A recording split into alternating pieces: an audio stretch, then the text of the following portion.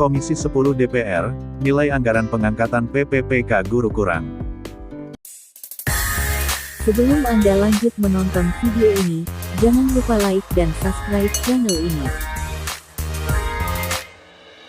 Komisi 10 DPR RI menilai anggaran untuk pengangkatan guru honorer menjadi PPPK guru masih kurang. Untuk saat ini, Kementerian Keuangan Kemenkeu telah mengalokasikan 19,6 triliun rupiah untuk mengangkat ratusan guru honorer di Indonesia. Wakil Ketua Komisi 10 Agustina Wilujeng Pramestuti menjelaskan, anggaran ini masih kurang. Sedangkan, pemerintah menargetkan pengangkatan 1 juta guru honorer di seluruh Indonesia. Setiap kali pengangkatan guru honorer, 100.000 orang itu tambahan anggarannya itu sebesar paling tidak 7 triliun rupiah.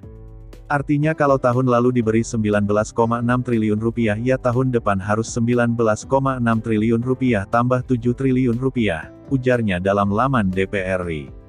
Lebih lanjut, Agustina menjabarkan bahwa anggaran yang dialokasikan pemerintah hanya dapat digunakan menggaji guru yang diangkat pada tahun pertama.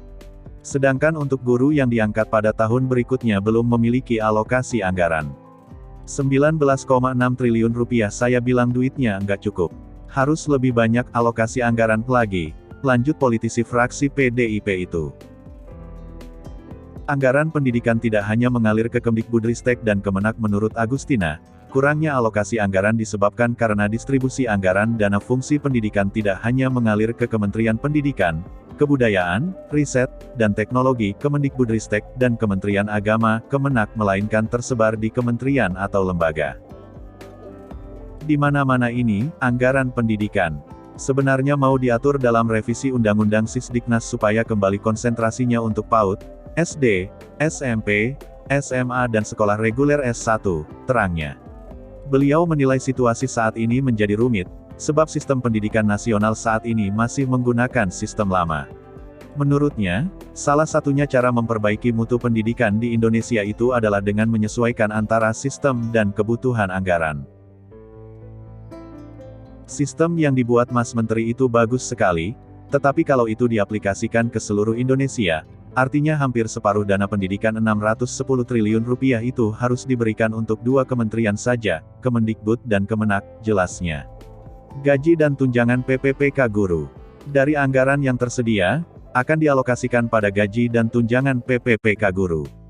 Adapun kisaran gaji dan tunjangan PPPK guru tercantum dalam Peraturan Presiden Perpres Nomor 98 Tahun 2020 tentang gaji dan tunjangan pegawai pemerintah dengan perjanjian kerja. Tunjangan PPPK guru.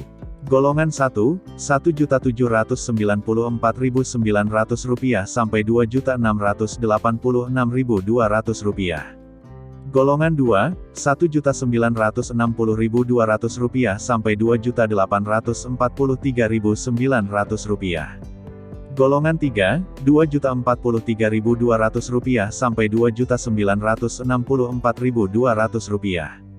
Golongan 4, Rp2.129.500 sampai Rp3.089.600. Golongan 5, Rp2.325.600 sampai Rp3.879.700.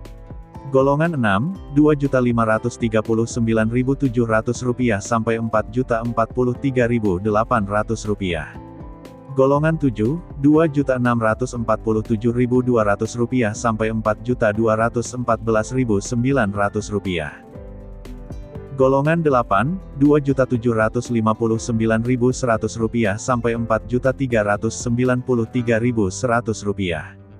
Golongan 9, Rp2.966.500 sampai Rp4.872.000. Golongan 10, Rp3.091.900 sampai Rp5.078.000. Golongan 11, Rp3.222.700 sampai Rp5.292.800. Golongan 12, Rp3.359.000 sampai Rp5.516.800. Golongan 13, Rp3.501.100 sampai Rp5.750.100. Golongan 14, Rp3.649.200 sampai Rp5.993.300. Golongan 15, Rp3.803.500 sampai Rp6.246.900. Golongan 16, Rp3.964.500 sampai Rp6.511.100. Golongan 17, Rp4.132.200 sampai Rp6.786.500. Pasal 3 ayat 1 dalam PP nomor 98 tahun 2020 menyebutkan aturan tentang kenaikan gaji PPPK. Misalnya jika ada kenaikan gaji PPPK guru bisa diberikan secara berkala, atau kenaikan gaji istimewa yang dilaksanakan sesuai dengan ketentuan peraturan perundang-undangan. Lalu dalam ayat 2 dan 3, disebutkan besaran kenaikan gaji berkala atau kenaikan gaji istimewa diatur lebih lanjut dengan peraturan menteri yang menyelenggarakan urusan pemerintahan di bidang pendayagunaan aparatur negara. Namun, besaran gaji PPPK guru dan non-guru tersebut adalah gaji sebelum dikenakan pemotongan pajak penghasilan sesuai dengan ketentuan peraturan perundang-undangan di bidang pajak penghasilan. Jenis tunjangan yang didapat PPPK guru terdiri atas, tunjangan keluarga, tunjangan pangan, tunjangan jabatan struktural, tunjangan jabatan fungsional, tunjangan lainnya. Demikian informasi yang dapat kami bagikan, semoga bermanfaat. Jangan lupa like dan subscribe ya. Terima kasih.